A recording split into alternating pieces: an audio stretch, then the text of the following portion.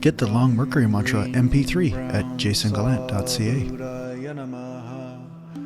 Om Brahm Brim Brahm Sa Budaya Namaha. Om Brahm Brim Brahm Sa Budaya Namaha. So I thought it'd be a good time to talk about dark and light, and this entire paradigm of polarities, that people get caught up in. And the reason why I want to talk about this is because there are always a few fanatics out there that come to my channel and say a few things, and I always ban them or erase their comments or just get rid of them, because in order for me to teach somebody, they have to want to be taught. And a lot of times when people come to me and say, "Oh, Jason, that mantra attracts demons," they're saying they definitely think something and they are not open to any sort of teaching, so there's not really much point in me having a conversation with them.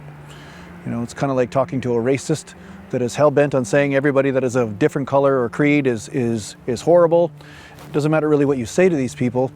Nothing changes anyway, so what's the point, right? So speaking along these lines, let's talk about dark and light. Okay, so I'm not going to tell you about the context of the religion where you're going to burn in hell and all this. Not like that. This is not like that, okay? But I'm just speaking about dark and light, okay? What dark is, it says, I wish to be separate from the whole, okay?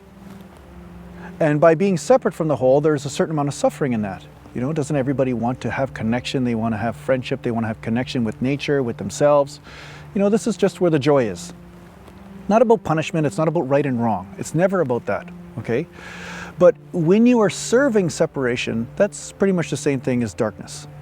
And how separation comes to you is in the form of discomfort. Okay? When you're serving your discomfort, the discomfort that you carry around with you all the time. I'm not talking about when your leg is in a vice and you're like, "Oh, I want to take my leg out because it hurts a little bit." I'm talking about the suffering you carry with you in every interaction, and it prevents you from really being intimate with a person, with nature, with yourself. That suffering itself, when you are believing that and saying, "I will act from that paradigm," that is when you are serving separation, i.e. darkness. You're saying there is a reason, there's a justifiable reason for me to be separate.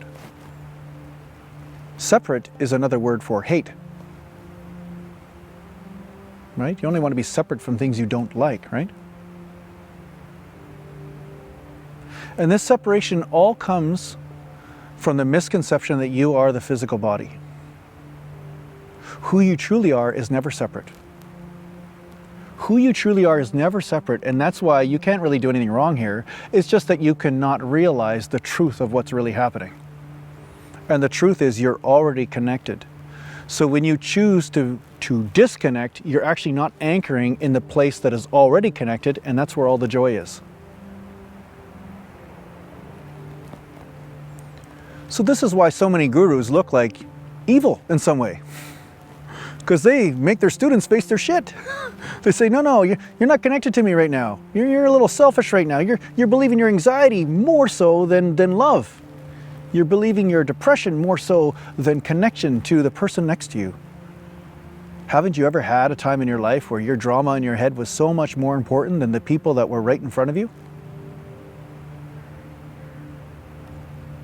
Haven't you had a time in your life where your anxiety or your depression or your sadness or your grief was more important than you connecting to the people right beside you that were looking to support you through your tough time? I recently had a person that was pretty religious choose to say, "Jason, I don't want your help. I want to deal with this on my own." You see? In that moment, they're actually serving darkness. They're saying, "I wish to be on my own and to go over and over and over again in this suffering and live this out instead of use this entire paradigm in order for a greater connection." You see, this is the inner stubbornness of the ego. It says, "I want to be separate." So the ego is always serving darkness because the ego has no light of its own. It is up to you to bring light to it. And that's through the surrendering of the tool called the ego. You surrender it, you let it go, you let go of your fascination with being right about your opinions and your perspectives and the pain that flows through those opinions. Whatever way that pain might come in, whatever flavor it might come in. And this will bring light there and connection, because it helps you remember who you are, remember what you are. See, it's that remembering and the falling into. That is what is love.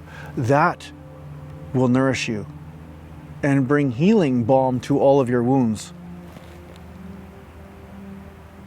But if you believe this little vehicle that says I'm separate, it's kind of like jumping in your car and wondering why nobody ever gives you a hug, but you've got all the doors locked and you're driving at 100 kilometers an hour and all your friends are running beside the car and they're falling down and you're losing one after another and you don't know why. Like, why won't everybody give me a hug? It's because you've locked yourself away. You've locked yourself into separation. You're serving the darkness. The darkness is your master because you say, I will not face you. I do not wish to face you. I will not walk through that valley of the shadow of death. I will not do it because it's telling me the truth. So you see, this is where you become quite powerful when you decide that connection is more important than your suffering. When you say connection is my God, unconditional happiness is my God, this pain will no longer push me in my directions of my life. The internal truth, the internal movement of this spaciousness, that is what will move me. That's when freedom is possible. And you'll start to realize you'll be quite different than a lot of the people around you because those people are running away from their pain. They have a whole other paradigm or game that they're playing. But when you're free of the game, that's when love is really possible, because you're no longer afraid of the discomfort between you and the other. And when you're no longer afraid of that discomfort, then connection can happen.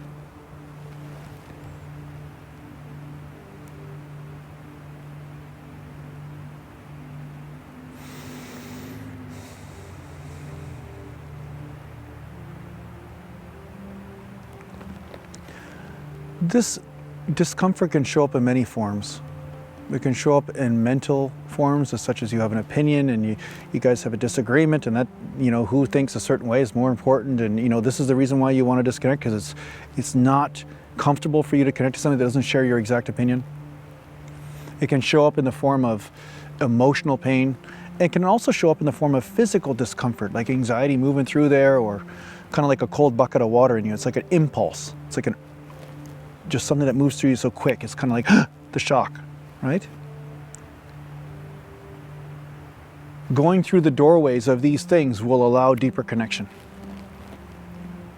And then the two will become one, and that's love. Like I've said before, you're like little Pac-Mans. The video game Pac-Man, where he's like, eating all these, you're just eating everything up around you. You're becoming one with this pellet, one with this pellet, and then you're expanding. And then now all these people that you've expanded into, and all of these things, nature, trees, air, elements inside your body, all of this, it all becomes you. You become a greater you in the ego. The ego actually expands. Who you truly are is already these things, but now you're expanding the ego into these things so that freedom can be experienced through this incarnation.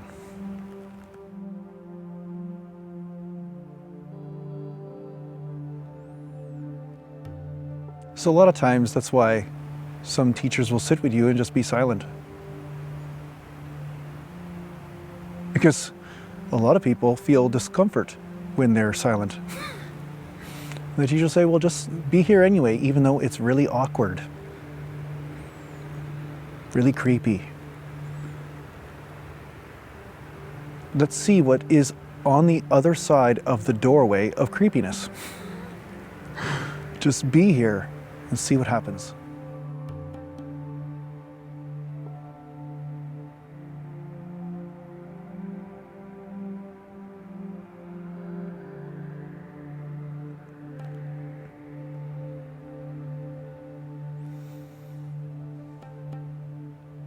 Just being is all it takes to connect.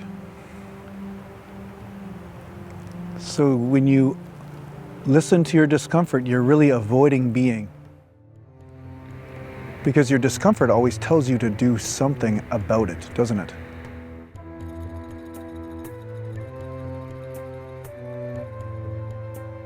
Connection is your natural state. Being is your natural state. There's nothing needed in that state. You don't need to do anything.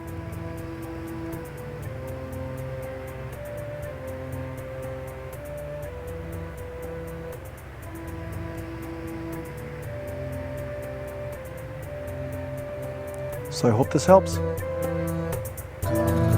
Take care for now.